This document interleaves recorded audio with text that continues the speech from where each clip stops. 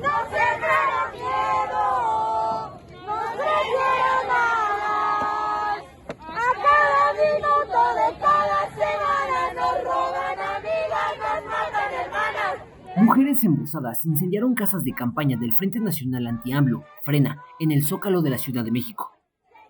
Ante un campamento sin personas y protegidos por elementos de la Secretaría de Seguridad Ciudadana, las manifestantes lograron tomar algunas y las apilaron e incendiaron tipo fogata.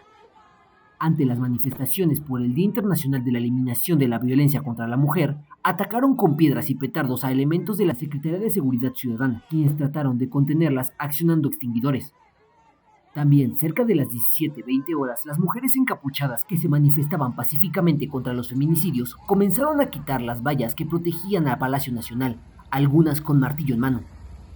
Además, una valla de los elementos de la Secretaría de Seguridad Ciudadana que resguardaba el lugar y la Catedral Metropolitana también fue atacada por petardos lanzados por las mujeres embosadas. Con imágenes de Vera Hurtado, Agencia Cuadratín México.